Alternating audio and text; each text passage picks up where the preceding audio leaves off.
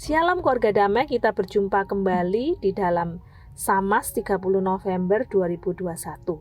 Mari saat ini sebelum kita merenungkan firman Tuhan, kita berdoa. Tuhan Allah Bapa kami, saat ini kami rindu firman-Mu boleh menjadi penuntun dalam kehidupan kami, yang boleh membuat kami semakin mengenal siapa Engkau Tuhan di dalam hidup kami. Biarlah firman-Mu juga boleh menjadi petunjuk dalam hidup kami, untuk kami setia melakukan apa yang menjadi kehendak-Mu. Terima kasih Tuhan, kami membuka hati kami untuk dipenuhi dengan firman-Mu. Di dalam nama Tuhan Yesus kami berdoa. Amin. Keluarga damai, bacaan kita diambil dari Wahyu 22 ayat 12 hingga 16. Namun saya akan meng-highlight pada satu ayat saja, yaitu di ayat yang ke-13 yang akan menjadi renungan kita di dalam Samas hari ini. Wahyu 22 ayat 13. Aku adalah Alfa dan Omega, yang pertama dan yang terkemudian, yang awal dan yang akhir. Demikian bacaan firman kita. Keluarga damai, Allah menggunakan istilah Alfa dan Omega untuk menyebut dirinya. Kalau dilambangkan di dalam urutan huruf yang kita kenal, yaitu huruf alfabet, maka alfa itu dilambangkan dengan huruf A dan omega dilambangkan dengan huruf Z. Sehingga alfa dan omega artinya adalah yang paling awal dan yang paling akhir. Dan hal inilah yang akan kita renungkan di dalam renungan Samas kita hari ini. Allah yang adalah Alfa dan Omega, itulah Allah kita. Keluarga damai, secara teologis di dalam karya dan juga hakikatnya, Allah yang Alfa dan Omega itu memiliki pengertian yang pertama di dalam penciptaan. Allah adalah sebagai pribadi yang menciptakan segala sesuatu. Segala sesuatu itu bermula dari Dia. Dialah Sang Alfa. Tidak ada yang menjadi penyebab dari Allah, karena Allah itu sudah ada pada dirinya sejak pada mulanya. Dialah Allah yang menciptakan manusia. Manusia ini ada karena ada yang menciptakan, yaitu Allah. Tetapi Allah, Dia tidak ada yang menciptakan. Dialah yang ada sejak pada mulanya. Keluarga damai, akan tetapi di dalam perkembangannya, manusia yang diciptakan oleh Allah itu akhirnya jatuh di dalam dosa. Dan manusia yang terus-menerus berkembang biak, dosa itu pun juga semakin berkembang, terus-menerus turun di dalam keturunannya. Akhirnya manusia pun hidup di dalam dosa. Manusia hidup di dalam dunia yang bergelimang dengan dosa. Karena itulah keluarga damai, kita membutuhkan Allah yang tidak hanya Alfa, tetapi juga Allah yang Alfa dan Omega.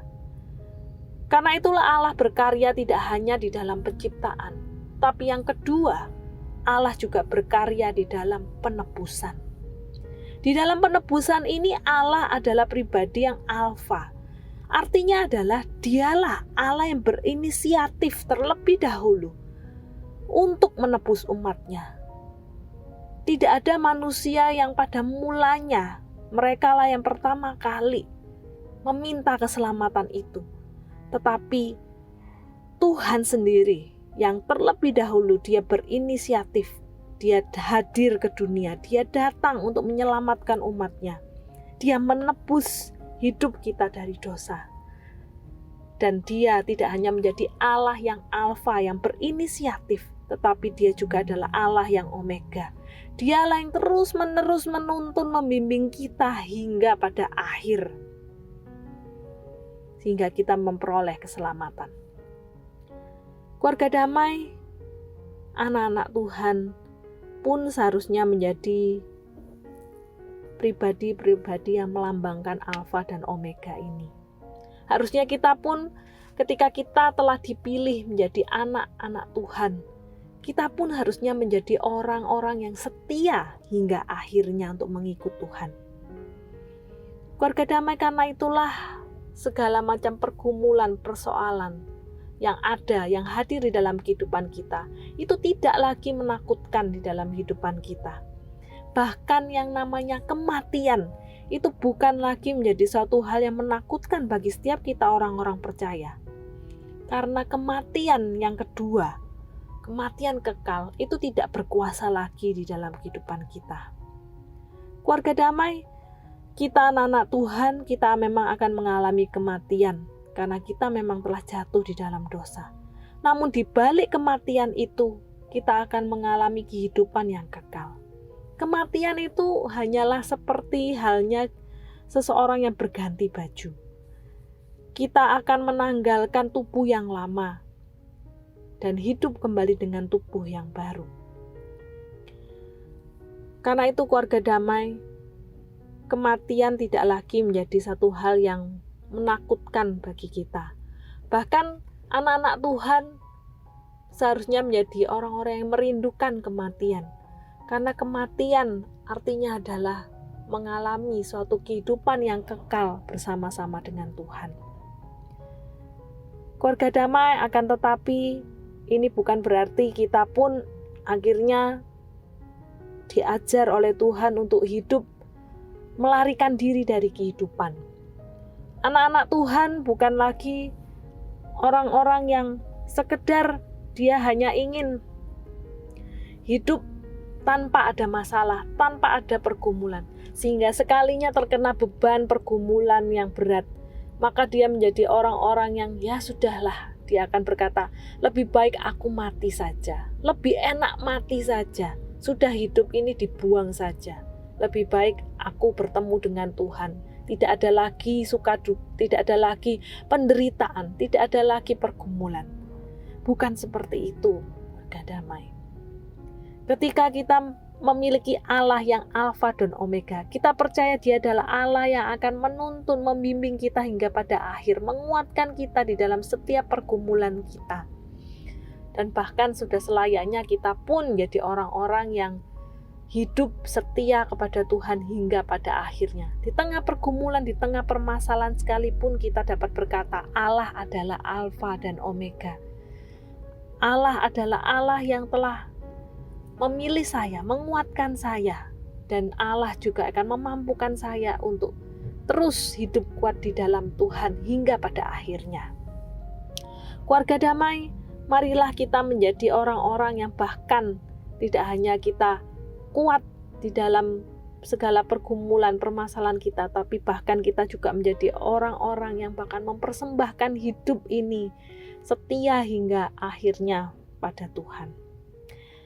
Yesus adalah pribadi Allah kita. Dialah Alfa dan Omega. Itu artinya Dia berkuasa di dalam 3 masa kehidupan kita. Masa lalu kita, Dialah Allah yang menciptakan kita. Dari yang tidak ada menjadi ada, dari yang hanya sekedar debu menjadi gambar dan rupa Allah yang berharga. Di dalam masa kini, Dia adalah Allah yang menebus kita, sehingga kita ini sepenuhnya adalah milik-Nya. Dialah yang telah membayar kita dengan darah-Nya yang mahal. Karena itu, sudah seharusnya hidup kita ini digunakan untuk membalas cinta kasih-Nya, tidak lagi menyia-nyiakan hidup kita, tetapi kita hidup mempersembahkan diri untuk kemuliaan Tuhan. Dan di masa yang akan datang, Dialah yang menjadi sumber pengharapan kita. Dia akan membawa kita ke surga mulia, dan itu adalah suatu pengharapan yang pasti, suatu jaminan yang pasti. Allah Alfa dan Omega. Dialah yang menciptakan kita, menebus kita, dan yang nantinya akan membawa kita di dalam kekekalan. Apalagi yang perlu kita takutkan, keluarga damai, di dalam kehidupan ini. Mari kita berdoa. Tuhan Allah Bapa kami bersyukur Engkau menjadi Allah yang menebus hidup kami, yang telah menciptakan kami dan bahkan terus menuntun kami hingga pada akhirnya. Tuhan, Engkau adalah Allah Alfa dan Omega dalam kehidupan kami.